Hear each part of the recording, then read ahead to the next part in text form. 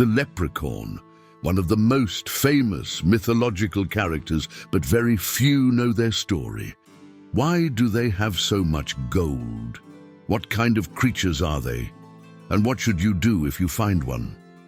Welcome to the mysteries of mythology, the Leprechaun. There was once a young man named Michael O'Grady who was deeply in love, but facing a heartbreaking rejection. He had been thrown out of the house of the woman he cherished. Her father had rejected him because he was poor and in his eyes unworthy, believing that Michael wouldn't be able to take care of his daughter. Feeling discouraged and convinced his chances for happiness were dashed, Michael wandered the fields aimlessly. It was during this lowest point that he stumbled upon an unexpected glimmer of hope. He heard a distinctive tap, tap, tap. Peering around a tree, Michael's gaze fell upon a leprechaun. Michael, fueled by a mix of desperation and excitement, moved quietly toward the creature, capturing him in a moment of vulnerability. The leprechaun, caught by surprise, squirmed and protested, demanding his release. Michael, however, saw an opportunity to change his fortunes. He proposed a deal: freedom in exchange for a pot of gold.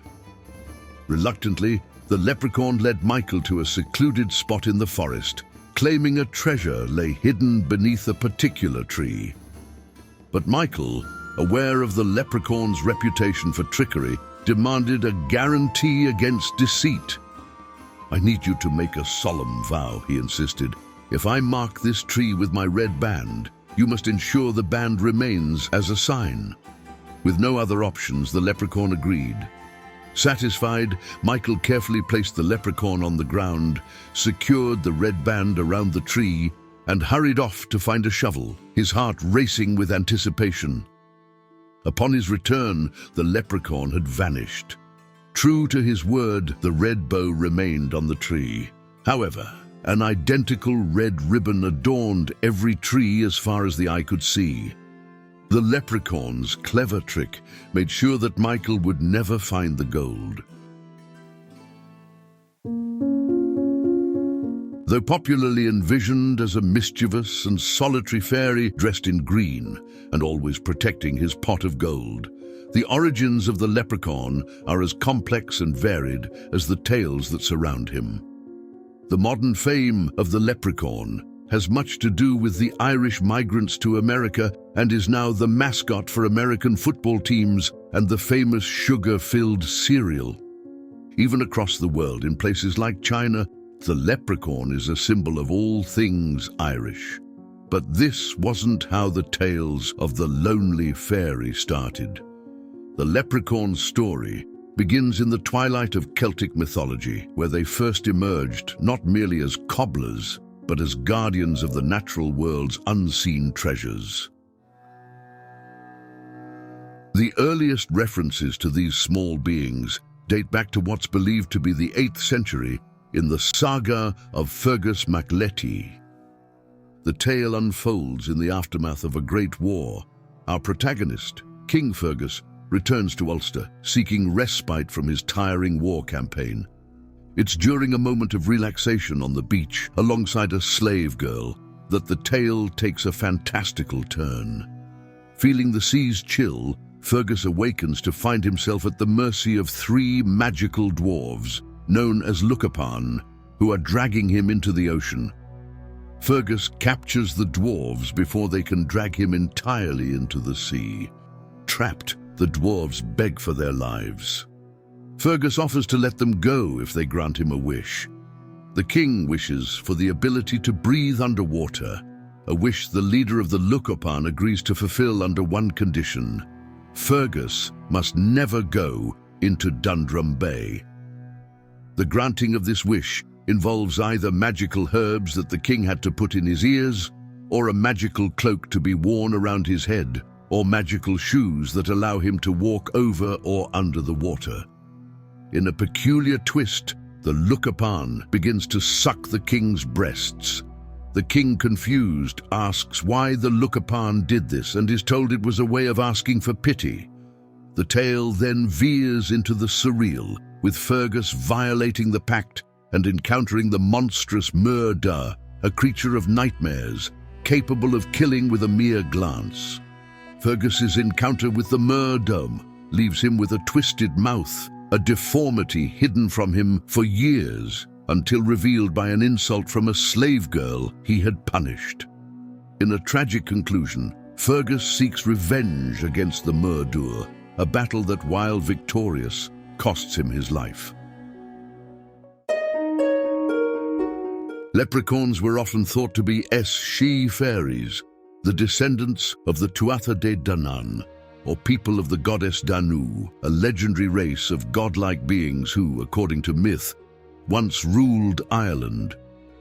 However, leprechauns didn't feature in early fairy tales, emerging instead in later folklore.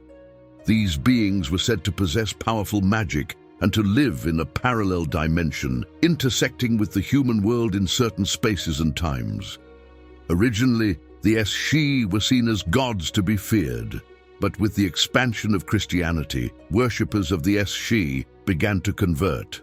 They were no longer seen as great, powerful beings, losing size and stature and becoming what we now know as leprechauns. The leprechaun served as a bridge between the mundane and the magical, often guarding the secrets and riches of the other world. As custodians of hidden wealth, leprechauns were believed to meticulously craft and mend shoes. This profession also hinted at their solitary nature, as they were rarely seen in the company of others, even their own kind. The legend goes that for each pair of shoes completed, a leprechaun earns a single gold coin, which they then hide in a purse or a pot at the end of a rainbow.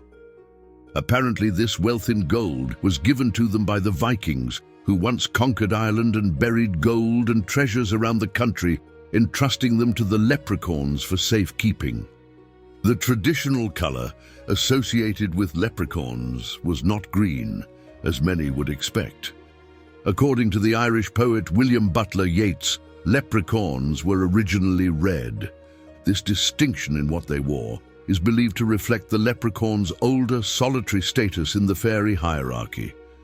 Red was the color of the solitary fairy, marking them distinct from the more social fairies who were associated with green, the color now universally linked to Ireland and its folklore. But not all leprechauns were one and the same.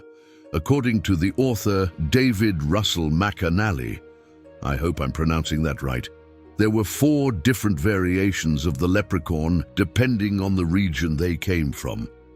In the northern counties, we meet the loggerryman, a figure who wears a striking red coat and white breeches, reminiscent of the uniforms worn by British infantry, topped with a broad-brimmed, high-pointed hat. Venturing into Tipperary, the Lurigadon emerges, clad in a vibrant red jacket and a jockey cap, armed with a sword that doubles as a magical wand.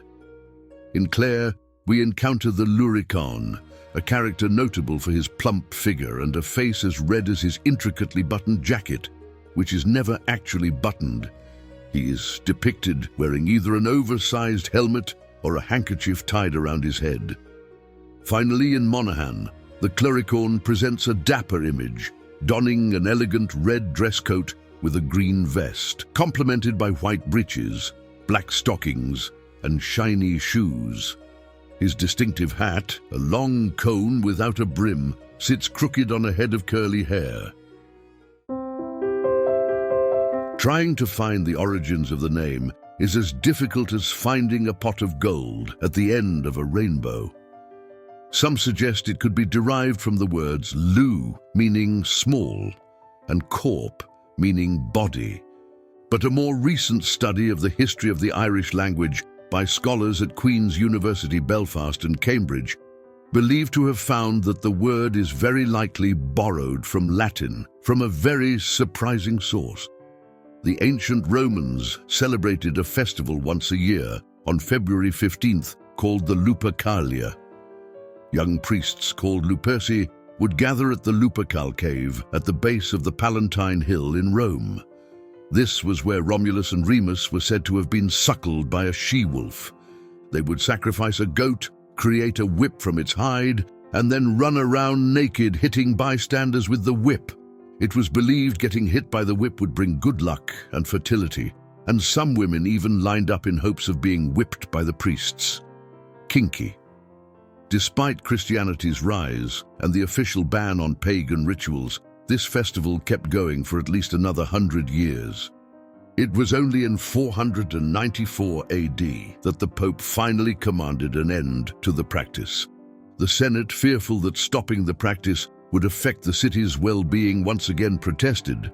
But Pope Gelasius told them that if they wanted to continue the practice, then they should go run naked through the streets themselves. This ancient celebration has a curious link to leprechauns, suggesting a connection between old fertility rites and these mythical creatures known for bringing luck. The portrayal of the leprechaun, engrossed in the craft of shoemaking, has a surprising lineage in Celtic history. The connection between leprechauns and their cobbling has roots that stretch deep into ancient tales. In the later version of the Fegus Léti tale, the leprechauns gave the king magical shoes in exchange for their freedom. These shoes allowed him to magically transport over land and sea. But earlier tales never hinted at this profession. So why has the cobbler become synonymous with the leprechaun? The answer may have something to do with shoemakers having a reputation for being tricky fellows.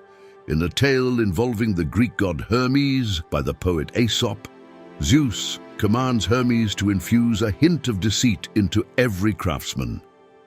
Using a pestle and mortar, Hermes ground the deceit into a fine powder and divided it among the craftsmen.